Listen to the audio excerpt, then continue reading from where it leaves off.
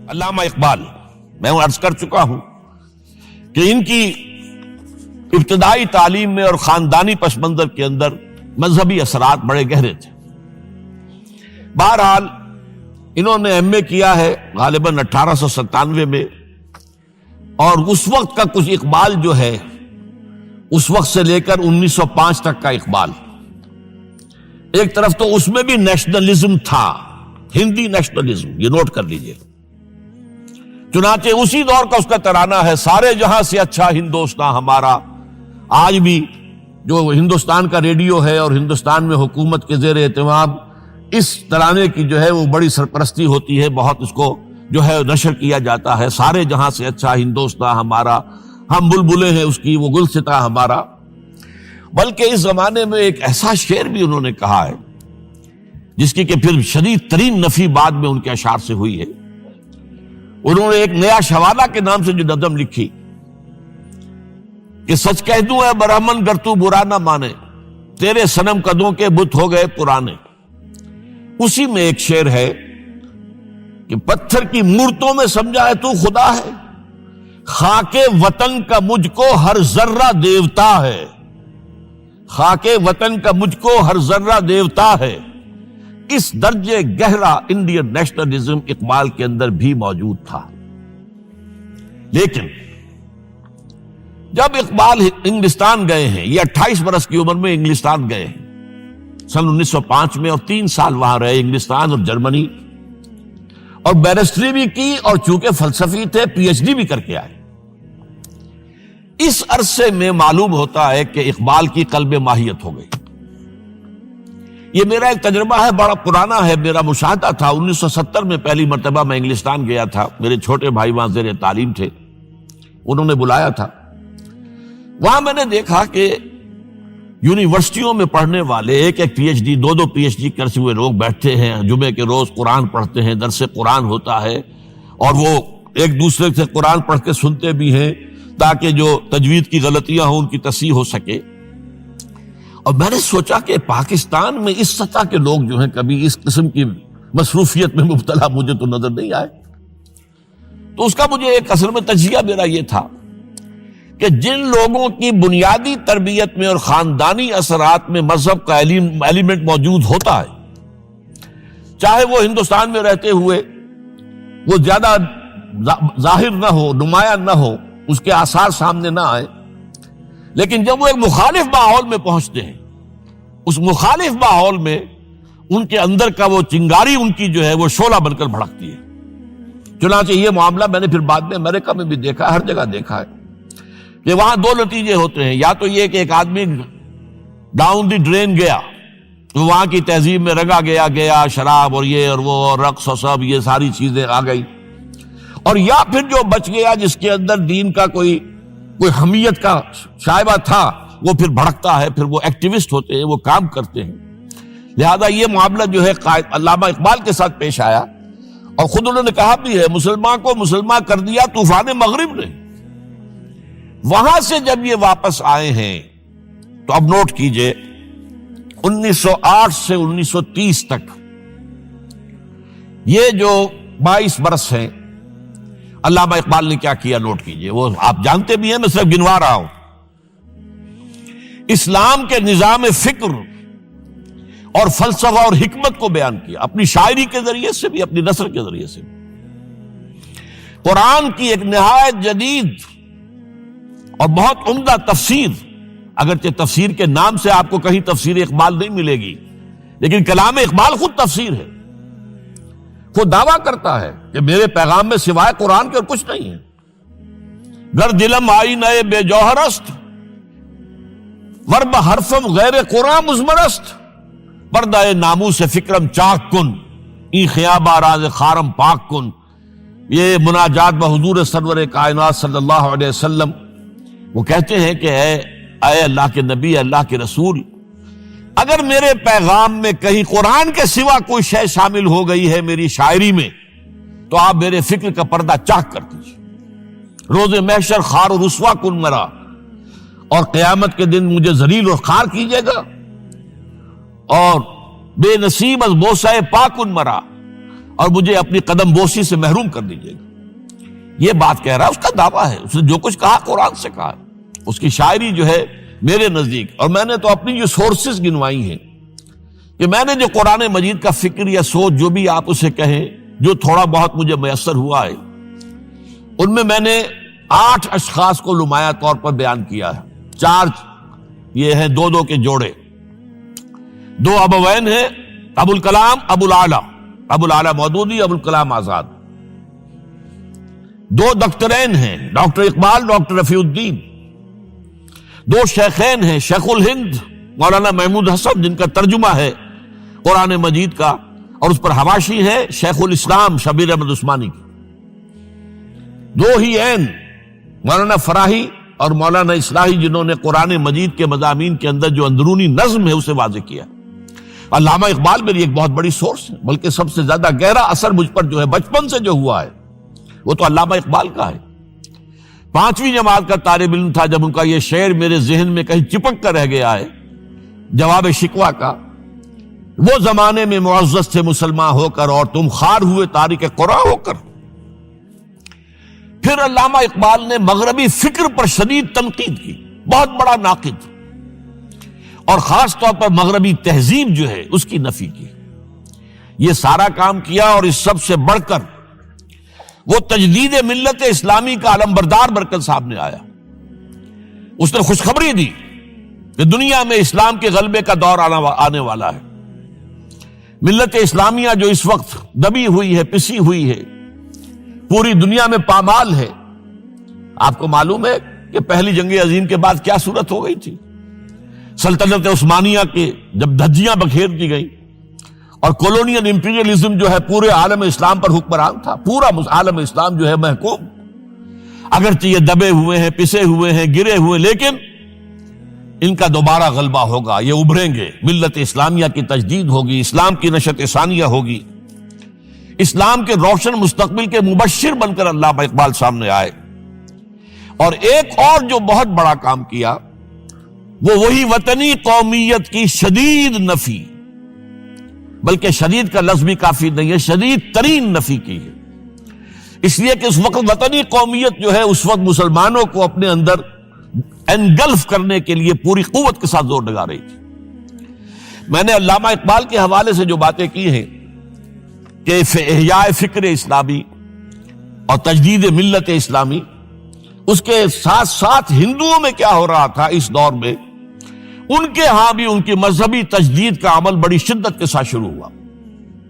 اس میں بھی چند ناموں کا میں تذکرہ کرنا چاہوں گا. بنکم چٹرجی، اس نے بندے ماترم کا یہ جو ترانہ ہے آج بھی بھارت کے اندر مجبور کیا جا رہا ہے مسلمانوں کو بھی کہ وہ بھی اسکولوں کے اندر یہ ترانہ پڑھیں، اور ابھی مسلمان رجسٹ کر رہے ہیں. اس میں وہ زمین کی بندگی، بھارت ماتا ہم تیرے بندے ہیں، اور یہ جو ہے ہندو رینائسنس کا ایک بہت بڑا جو ہے یوں سمجھیے کہ علم بردار.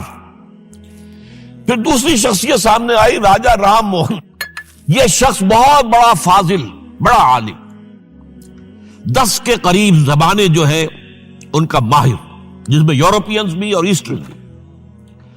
پھر یہ کہ یہ مسلمانوں کا ہمدرد بن کر آیا. انگریز نے جب یہاں پر ان کے پادریوں نے تسلیس کی تلقین شروع کی ہے تو آئینہ توحید کے نام سے اس نے کتابچہ لکھا اس کی نفی کے لیے. اس حوالے سے یہ کچھ ایسی شخصیت بننے کی کوشش کر رہا تھا کہ مسلمان بھی اس کو قبول کریں، اور اس کے بعد پھر اس نے برہمو سماج کے نام سے ایک ادارہ قائم کیا. یہ وہی تھا کہ جو اس سے پہلے اکبر نے جو فلسفہ دیا تھا دین الہی، بھئی اللہ کا معاملہ کرو، صرف اللہ کو سب مانتے ہیں، صرف نام ہے مختلف ہے، کسی نے کوئی نام رکھ دیا، کوئی مہادیو کہتا ہے، کوئی کچھ کہتا ہے، کوئی گاڈ کہتا ہے، سب خدا کو تو سب مانتے ہیں. یہ جو رسالت کا معاملہ ہے اور شریعت کا معاملہ ہے، یہ فساد کی جڑ ہے. رسالت کی بنیاد پر شریعتیں مختلف، عبادتیں مختلف، ذرا اس کو پیچھے ڈالو.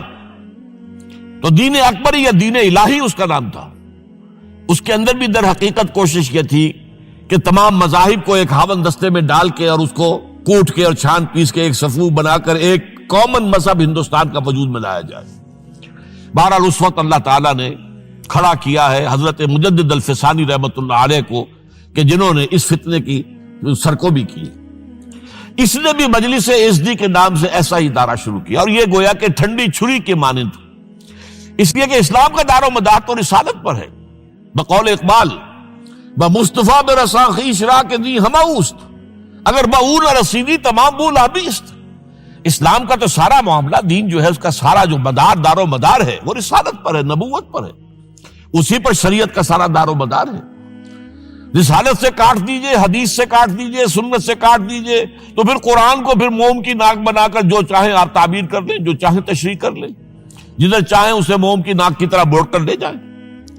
بہرحال اس معاملے میں بھی پھر ایک تیسری تحریک جو شروع ہوئی وہ بہت ملیٹنٹ تھی، آریہ سماج. دیانند سرسوتی نے، یہ ملیٹنٹ تھی اور بڑی اس کی جو ہے پذیرائی ہوئی ہندو معاشرے میں. انہوں نے کھل کر یہ کہا کہ ہندوستان صرف ہندوؤں کا ملک ہے، یہاں مسلمانوں کے لیے کوئی جگہ نہیں، لہذا یا ہندو ہو جائیں مسلمان اور یا پھر یہاں سے ہجرت کر جائیں. کھل کر آریہ سماج، اسی کے تحت پھر مہاسبھا بنی، اسی کے تحت آر ایس ایس، انتہائی ملیٹنٹ آرگنائزیشن جو ہے ہندوؤں کی، یہ سب جو ہے دیانند سرسوتی کا. یہ اسی طریقے سے پھر شدھی کی تحریک شروع ہو چکی تھی، ریکلیم کرو مسلمانوں کو. یہ ہم ہی میں سے تھے، ان کے آباء و اجداد کہیں جو ہے مسلمان ہو گئے، انہیں واپس لو. چنانچہ راجستھان کے علاقے میں جہاں بڑی جہالت تھی، مسلمانوں میں علم نہیں تھا، بس کہیں بزرگوں کے کسی زیر اثر فیض سے، کسی صوفی کے وہ اسلام تو لے آئے لیکن تربیت کا کوئی انتظام ہوا ہی نہیں، مسلمان حکومتوں نے کیا ہی نہیں، کچھ بھی نہیں کیا. تو نتیجہ یہ نکلا کہ بڑے پیمانے پر شدھی کی تحریک ہو رہی تھی. میوات کے علاقے میں بڑی تیزی کے ساتھ مسلمان جو میو تھے وہ ہندو ہو رہے تھے. اسی پر تحریک اٹھائی ہے مولانا الیاس رحمت اللہ علیہ نے. ان کا مقابلہ کرنے کے لیے، اس تحریک کا، اس شدھی کی تحریک کا مقابلہ کرنے کے لیے یہ تبلیغی جماعت کا نظام بنایا تھا کہ بس 6 باتیں لو اور جاؤ، دیہات میں جاؤ، چنے لے کر گڑ لے کر جاؤ، کسی کا کھانا نہ کھاؤ، اپنا کھانا کھاؤ، کوئی تنخواہ نہیں، اور دین کی تبلیغ کرو. یہ نظام ان کا در حقیقت اسی شدھی کی تحریک کے جواب میں شروع ہوا. پھر سنگٹن کی تحریک شروع ہوئی کہ ہندوؤں کو سب کو جمع کر دیا جائے. اب اس اعتبار سے ذرا نوٹ کیجئے، علامہ اقبال نے جو نفی پھر وطنیت کی ہے، اتفاق سے یہاں یہ اشعار لکھے ہوئے ہیں: اس دور میں میں اور ہے، جام اور ہے، جم اور، ساقی نے بنا کی روش لطف و ستم اور، تہذیب کے آزر نے ترشوائے صنم اور، مسلم نے بھی تعمیر کیا اپنا حرم اور، ان تازہ خداؤں میں بڑا سب سے وطن ہے، جو پیرہن اس کا ہے وہ مذہب کا کفن. اب ذرا قلب ماہیت کا اندازہ کیجئے. وہی شخص جو کہہ رہا تھا کہ خاک وطن کا مجھ کو ہر ذرہ دیوتا ہے، وہ آج اس وطن کو ایک سب سے بڑا بت قرار دے کر اور اس کا قلع کما کرنے کے لیے کس قدر زوردار الفاظ جو ہے. اور یہی دوسری طرف یہ بت کہ تراشیدہ تہذیب نوی ہے. یہ جو نیشن سٹیٹ کا تصور ہے، یہ 18ویں صدی سے یورپ میں شروع ہوا. نیشن سٹیٹ، ایک ملک میں رہنے والے سب شہری ہیں، برابر ہیں، اور ان کے اندر مذہب کا اختلاف ہو، یہ اس کا کوئی حیثیت نہیں.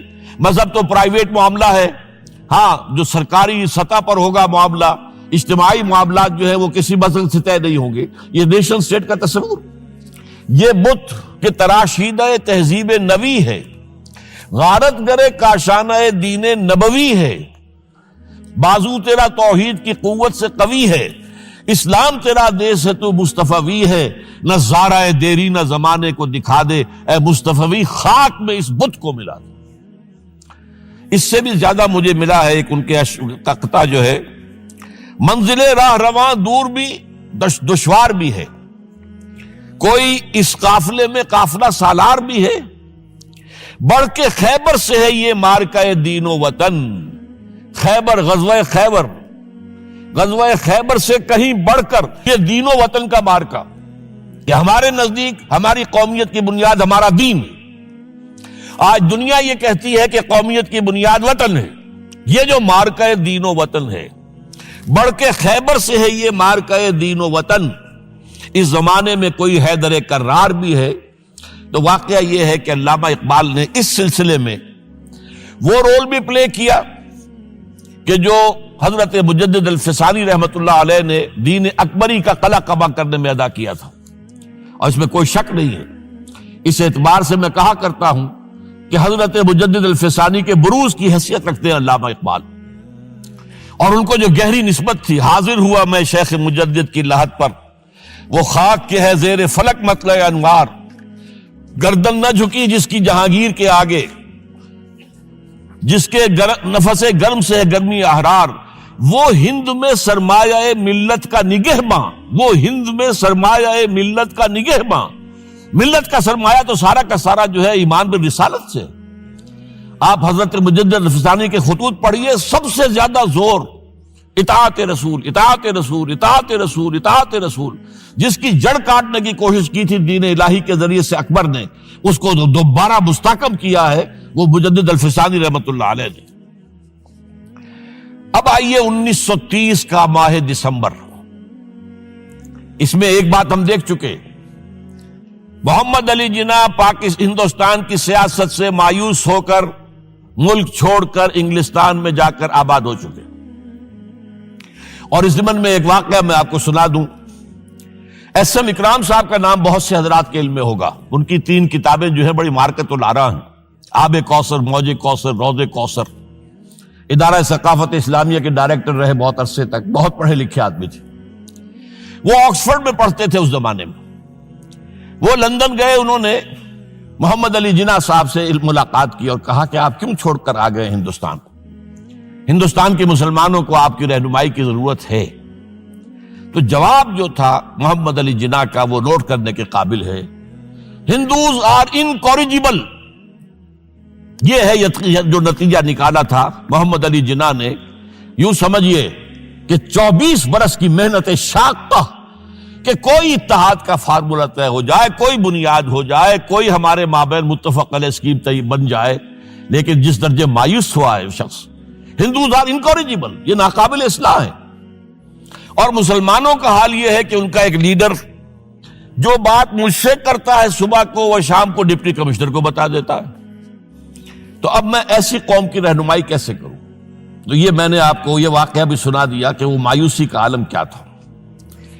لیکن اب جو ہے 1930 میں، جبکہ مسلم انڈیا کا ایک سورج تو غروب ہو گیا تھا، مغرب میں جا کر بیٹھ گیا، مغرب میں سورج غروب ہوتا ہے، ایم اے جناح تو وہاں بیٹھ گئے۔ ایک سورج اب طلوع ہوا ہے مسلم لیگ کے پلیٹ فارم پر، یہ ہے علامہ اقبال۔ 1930 کا جو ان کا خطبہ ہے الہ آباد کا، وہ بہت اہم، بہت اہم، بہت اہم۔ ایک تو یہ کہ انہوں نے اپنی شاعری کے ذریعے سے وطنیت کی جو نفی کی تھی اور مسلم قومیت کا جو اس بات کیا تھا، اسے ایک فلسفیانہ انداز میں، سوشیولوجی، عمرانیات کے مسلمہ اصولوں کی روشنی میں جس طریقے سے مدلل بیان کیا ہے، اس اعتبار سے وہ ایک بہت قیمتی دستاویز ہے۔ لیکن اس کے ساتھ ہی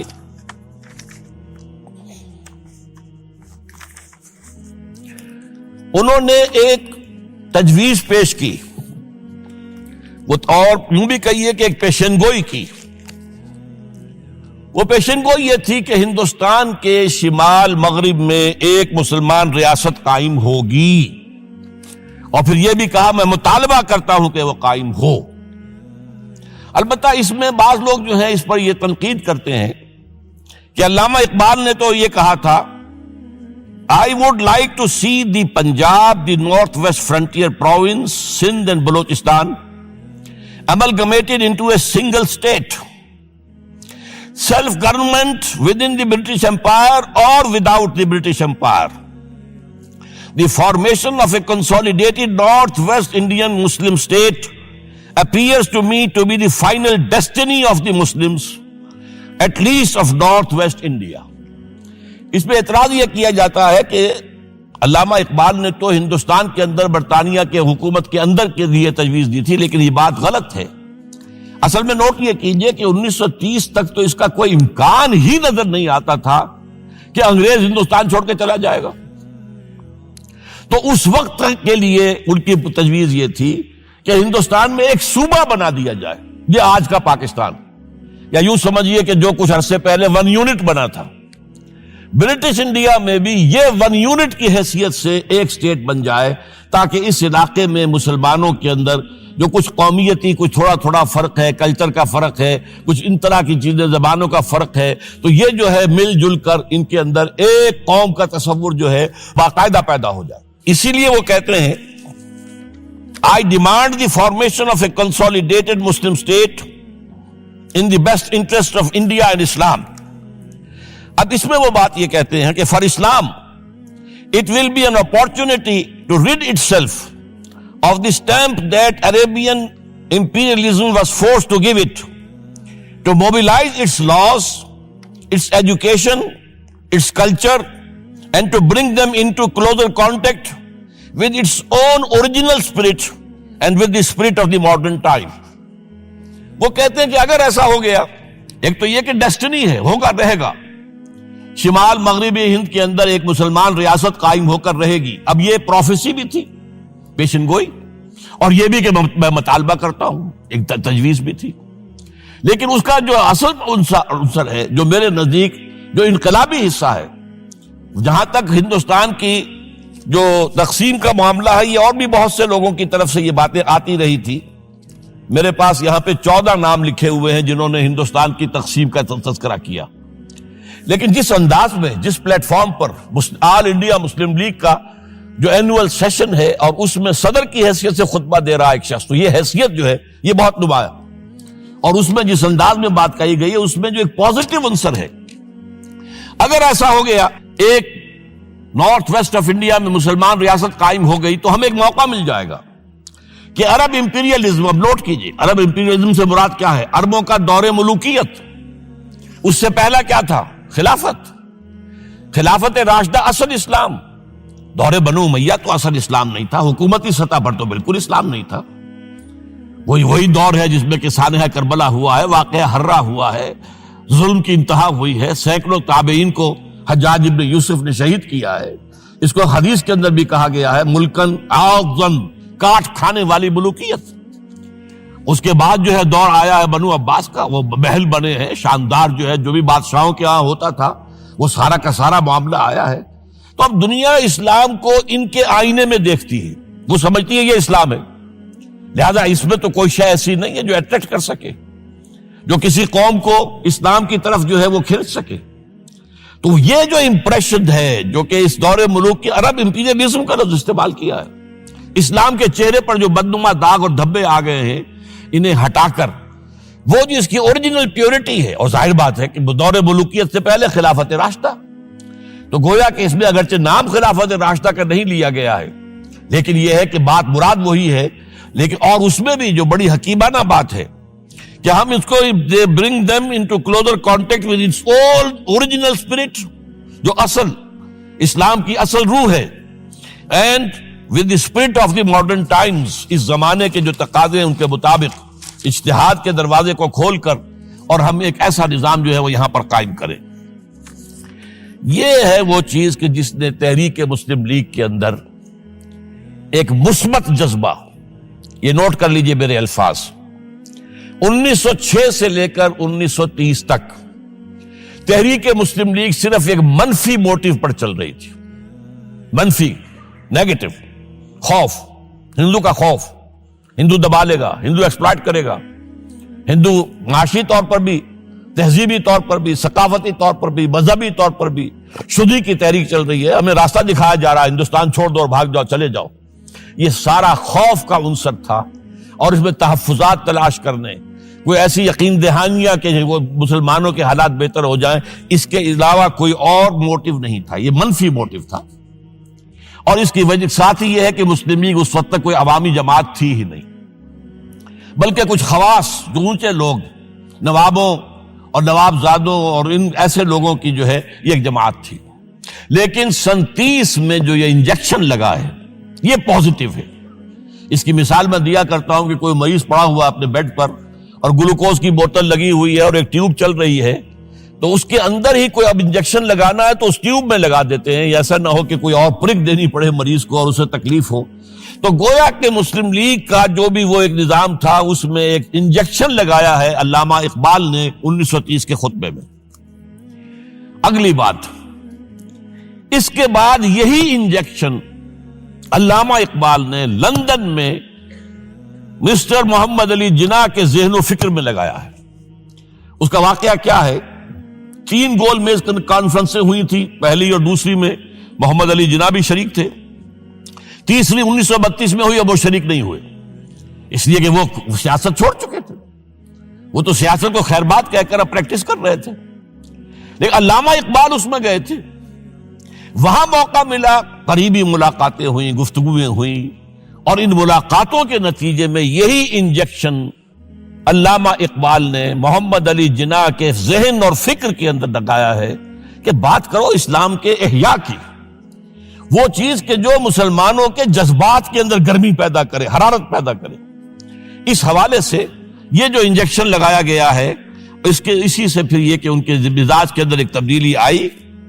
کچھ اور لوگوں نے بھی انہیں کہا ہوا تھا، لیکن یہ کہ خاص طور پر یہ بات اقبال کی تھی جس کی اپنی ایک حیثیت تھی. بہرحال 1934 میں ایم اے جناح واپس آ گئے، پھر انہیں مسلم لیگ کا تا حیات صدر بنا دیا گیا. پھر انہوں نے مسلم لیگ کو سنبھالا ذرا، لیکن 1936 کے الیکشن جو آئے یہاں پر، اس میں کانگریس پوری اوور ویلمنگ میجورٹی سے جیت گئی. ابھی محمد علی جناح کو موقع ملا ہی نہیں تھا کہ ابھی مسلم لیگ کو سنبھال سکتے. اور ان جو وزارتیں بنی تھیں اس دور میں کانگریس کی، انہوں نے جو سلوک مسلمانوں کے ساتھ کیا، جو مظالم ڈھائے، جو انہیں دبایا اور ان کے حقوق کو پامال کیا، اس سے وہ نیگیٹو جو ایک موٹیو تھا وہ بھی اور قوی ہو گیا. اور اس کے بعد پھر محمد علی جناح نے 1937 سے لے کر 1947 تک، ایک لفظ میں استعمال کر رہا ہوں، آپ گھبرا نہ جائیں، 1937 سے 1947 تک اسلام کی قوالی گائی. پورے 10 برس اسلام اسلام اسلام اسلام، ہمیں اسلام چاہیے، اسلامی تہذیب ہم چاہتے ہیں، اسلامی قانون ہم چاہتے ہیں، ہمارے قوانین اور ہیں، ہمارا مذہب نہیں ہے، وہ دین ہے، وہ زندگی کے تمام معاملات پر. یہ جو ہے میں قوالی اس لیے کہہ رہا ہوں کہ قوالی میں تکرار ہوتی ہے.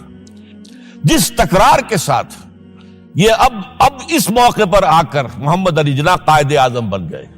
مسلمانوں کے دلوں کی بات، اقبال نے جو ولولہ پیدا کر دیا تھا، ایک ولولہ تازہ دیا میں نے دلوں کو، لاہور سے تا خاک بخارا اور سمرقند، وہ جو ولولہ تھا، جو غلغلہ تھا، اب محمد علی جناح کی زبان سے جب وہ بات آئی ہے تو یہ مسلمانوں کے دل کی آواز تھی، ان کی روح کی پکار تھی. لہذا اب مسلم لیگ ایک عوامی جماعت بنی اور محمد علی جناح اب قائد اعظم قرار پائے. اب اس معاملے میں چاہتا ہوں ذرا، کیونکہ یہ بات نئی سی ہوگی، میرے اس تجزیے کے روح سے نظریہ پاکستان اسلام اور اسلام کا احیاء خلافت راشدہ کے مفہوم میں، اور اس کا خالق اقبال ہے، اس میں کوئی شک نہیں. قائد اعظم تک بھی یہ بات پہنچانے والا اقبال ہے، اور پھر اسی پر قائد اعظم نے عمل کیا ہے. تو اس چیز کو بہت سے لوگ جو ہیں آسانی کے ساتھ تسلیم نہیں کریں گے، لیکن میں یہ چاہتا ہوں کہ خود قائد اعظم نے علامہ اقبال کے بارے میں جو کچھ کہا ہے اس کی 2 کوٹیشنز آپ کے سامنے رکھ دوں. کلکتہ 21 اپریل 1938 کو علامہ اقبال کا انتقال ہوا. اس وقت کلکتہ میں ایک بہت بڑا جلسہ ہو رہا تھا فلسطین کے مسئلے پر غور کرنے کے لیے، قائد اعظم اس کے چیف مقرر تھے. اب یہ خبر پڑھیے. A mammoth public meeting of the Muslims of Calcutta was held on the football ground on 21st April to consider the Palestine problem. But it was converted into a condolence meeting to mourn the death of Allama Iqbal. Mr. M. A. Jinnah said that the sorrowful news of the death of Dr. Sir Muhammad Iqbal had plunged the world of Islam in gloom and mourning.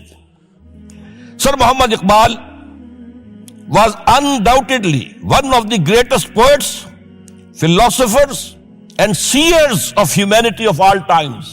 Note kijiye, one of the greatest poets, philosophers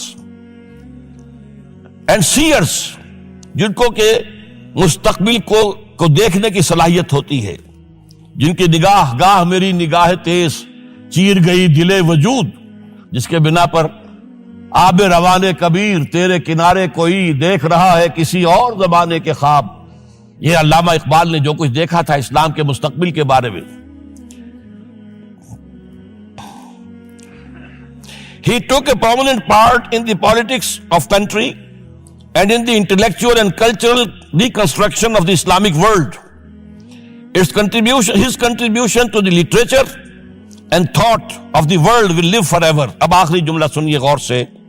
To me, he was a personal friend, number one, philosopher, number two, and guide, number three, and as such the main source of my inspiration and spiritual support. कोई शक इसके बाद रह जाता? और ये अल्फाज कौन कह रहा है? ये मोहम्मद अली जिन्ना है। लफ्फाज आदमी नहीं है वो कोई शोला बयान खतीब जो अल्फाज जो है उसके अब्बार लगा दे, नहीं, जो एक एक लफ्ज वकील, बहुत बड़ा वकील, एक एक लफ्ज जो है तोल कर बोलने वाला, उन्हें क्या करार दिया? तो खुद तस्लीम किया। दूसरा मैं और दे रहा हूं, ये सन 40 में इकबाल डे मनाया गया था। अब इसमें क्या कहते हैं कायदे आजम, if I live to see the ideal of a Muslim state being achieved in India and I were then offered to make a choice between the works of Iqbal and the rulership of the Muslim state, I would prefer the former. अगर हम कामयाब हो जाते हैं कि इस्लामी रियासत कायम करने में, मुसलमान रियासत कायम करने में, और उसके बाद मेरे सामने चॉइस रखा जाता है कि या तो अल्लामा इकबाल का कलाम ले लो और या हुकूमत के सरबराह बन जाओ, तो मैं अल्लामा इकबाल के कलाम को तरजीह दूंगा। और सुनिए, continuing, Mr. Jinnah said that in April 1936 he thought of transforming the Muslim League, which was then only an academic institution, into a parliament of the Muslims of India. From that time to the end of his life, he continued. Iqbal stood like a rock by him. Iqbal, Mr. Jinnah said, was not only a great poet who had permanent place in the history of the world's best literature, he was a dynamic personality who during his lifetime made the greatest contribution towards rousing and developing of Muslim national consciousness. अब इसके बाद जो है नजरिया पाकिस्तान क्या था और उसका खालिक कौन था, इसको अच्छी तरह समझ लीजिए।